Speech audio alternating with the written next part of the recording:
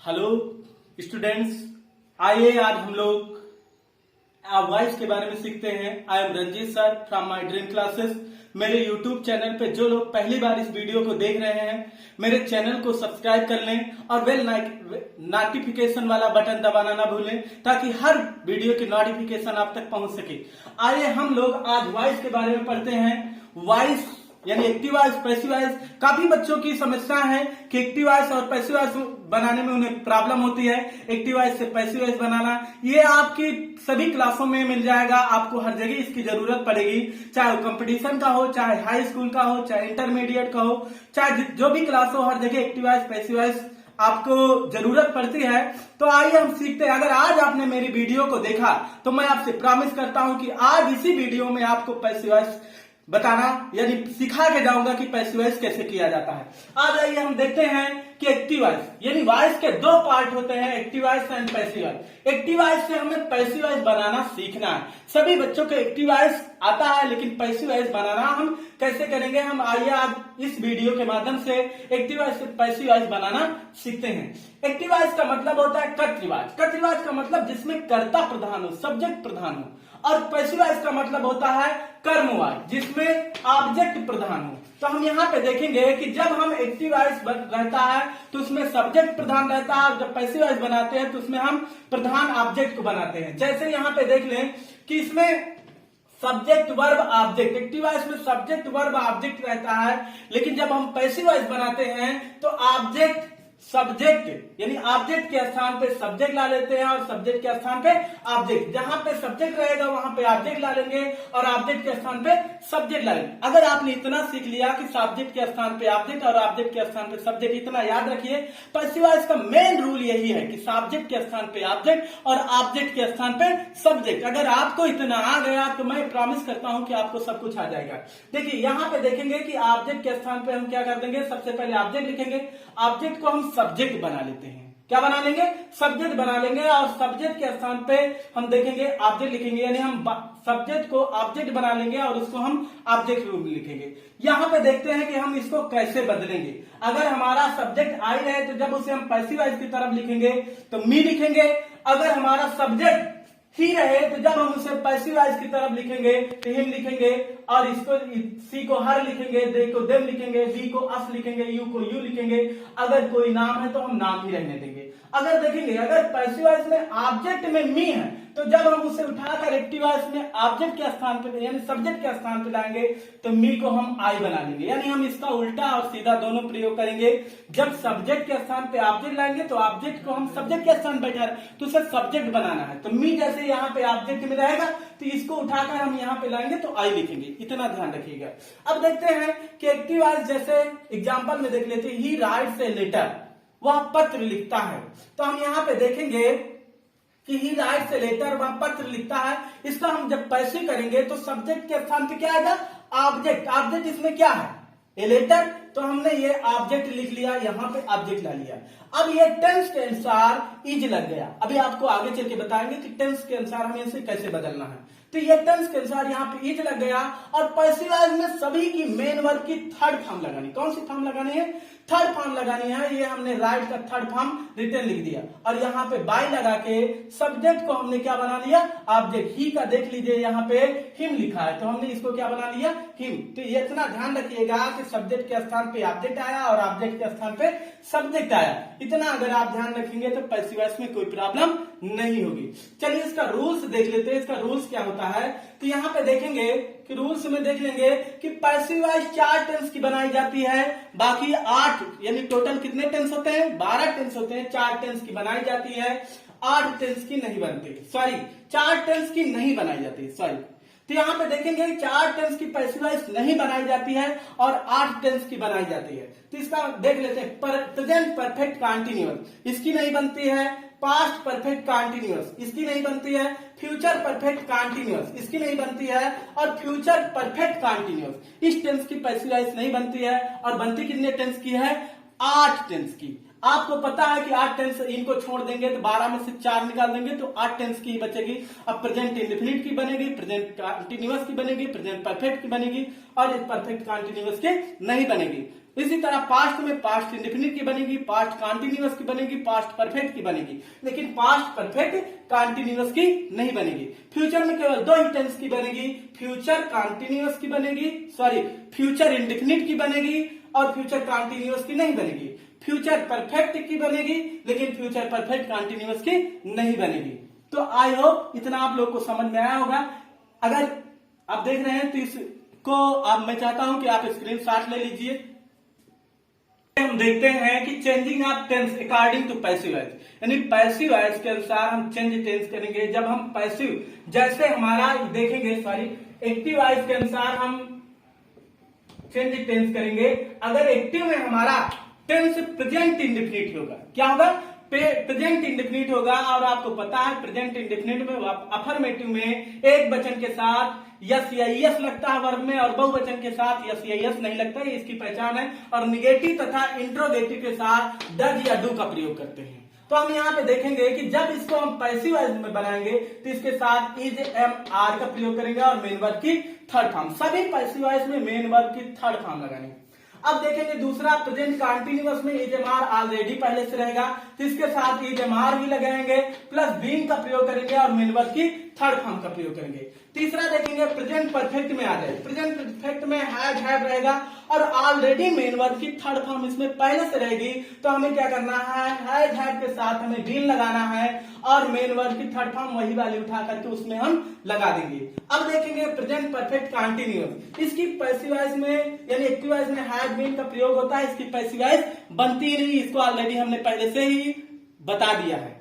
फिर देखेंगे कि पास्ट इंडेफिनिट, पास्ट इंडेफिनिट में अफर्मेटिव में वर्ब की सेकंड फॉर्म लगता है, यानी सब्जेक्ट वर्ब ऑब्जेक्ट ऐसे रहता है, वर्ब की सेकंड फॉर्म रहता है। लेकिन निगेटिव और इंट्रोगेटिव आता है तो डिड लगा देते हैं और वर्ब की सेकंड फॉर्म के बजाय फर्स्ट फॉर्म का प्रयोग करते हैं। ये आप लोग टेंस में पढ़े होंगे। हम यहाँ पे देखेंगे कि इसके साथ हम वाज एंड वर का प्रयोग करेंगे और मेन वर्ब की थर्ड फॉर्म का प्रयोग करेंगे। अब देखेंगे पास्ट कंटीन्यूअस, पास्ट कंटीन्यूअस में ऑलरेडी वाज एंड वर आ जाता है, इसके में हम was and were plus being का प्रयोग करेंगे और मेन वर्ब की थर्ड फॉर्म का प्रयोग करेंगे। फिर देखेंगे पास्ट परफेक्ट, पास्ट परफेक्ट में हैड मेन वर्ब की थर्ड फॉर्म ऑलरेडी पहले से रहता है, जिसके साथ हम had been plus main verb की थर्ड फॉर्म का प्रयोग करेंगे। फिर देखेंगे फ्यूचर इंडेफिनिट, यहाँ पे देखेंगे पास्ट परफेक्ट कंटीन्यूअस, इसका पैसिव बनता ही नहीं है तो इसलिए हमने इसको नहीं लिखा है।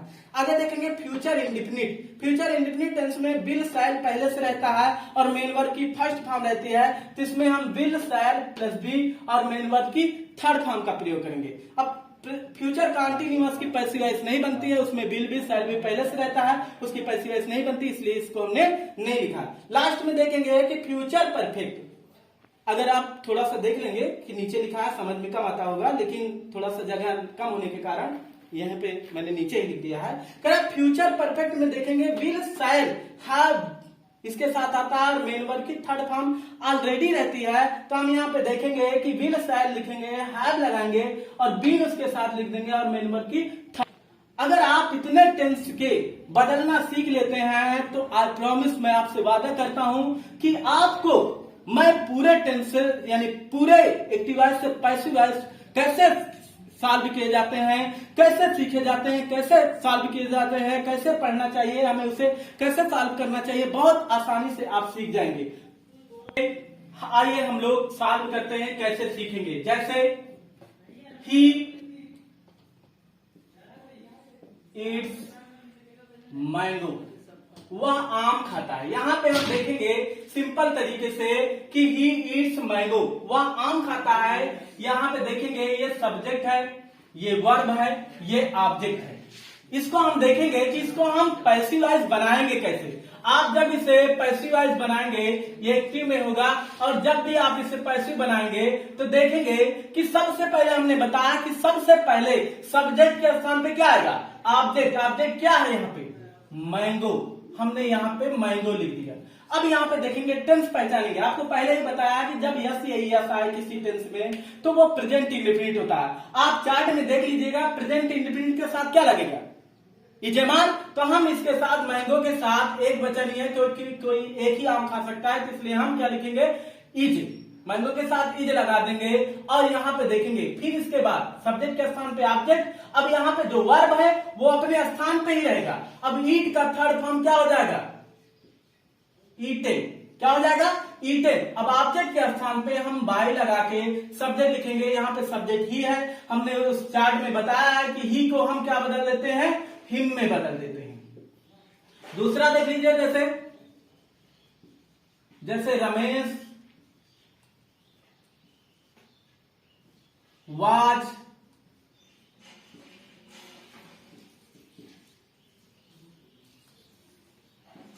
Washing clothes. ठीक है, तो हम यहां पे देखेंगे रमेश वाज वॉशिंग क्लॉथ्स। हम यहां पे सिंपल रूप से देखेंगे कि रमेश यहां पे सब्जेक्ट है, ये वर्ब है और ये ऑब्जेक्ट है। तो हम सब्जेक्ट के स्थान पे क्या लाएंगे? ऑब्जेक्ट। ऑब्जेक्ट यहां पे क्या है? क्लॉथ्स। अब ये आपको पता है कि पास्ट कंटिन्यूअस टेंस का है। पास्ट कंटिन्यूअस टेंस में आपको पता है कि क्या लगता है? उसके साथ वाज वर ही लगता है, लेकिन उसके साथ बींग लग जाता है। तो हम यहाँ पे देखेंगे कि वाज वर, अब ये प्लूरल है इसलिए इसके साथ वर लगेगा। रमेश एक वचन था इसलिए इसके साथ वाज लगा था, लेकिन ये क्लॉथ्स जो है वो बहुवचन है, प्लूरल है, तो इसके साथ वर लगेगा।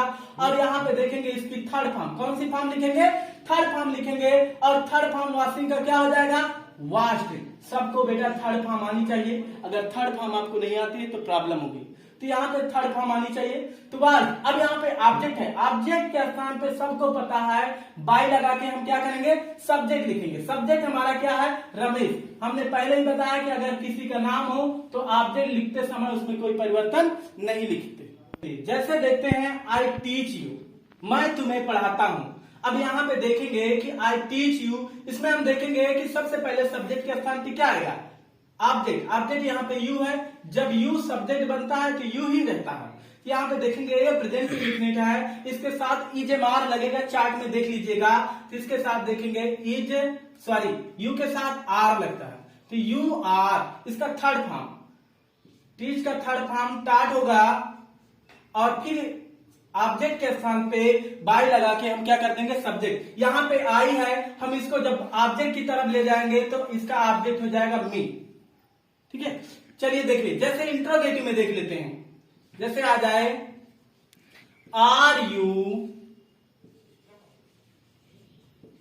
रीडिंग इंग्लिश, करें आर यू रीडिंग इंग्लिश। हम यहाँ पे देखेंगे क्वेश्चन मार्क, हमें इसमें कोई परिवर्तन नहीं करना है। हम ये देखेंगे कि मैंने पहले ही बताया है कि चाहे इंट्रोगेटिव हो, चाहे अफर्मेटिव हो, चाहे निगेटिव हो, हमें कोई उसमें परिवर्तन नहीं करना है। बस सब्जेक्ट के स्थान पे ऑब्जेक्ट लगाना है और ऑब्जेक्ट के स्थान पे सब्जेक्ट लगाना है। तो यहाँ पे देखेंगे सब्जेक्ट के स्थान पे क्या लाएंगे? ऑब्जेक्ट। अब यहाँ पे देखेंगे ये जो आर है हेल्पिंग वर्ब है, ये इसके अनुसार है, ये प्रेजेंट कंटिन्यूअस में है। जब हम पैसिव वॉइस बनाते हैं तो प्रेजेंट कंटिन्यूअस में is am are plus being लगता है। तो आप लोगों ने देखा होगा कि यू के स्थान पे सब्जेक्ट है, सब्जेक्ट के स्थान पे ऑब्जेक्ट लाएंगे।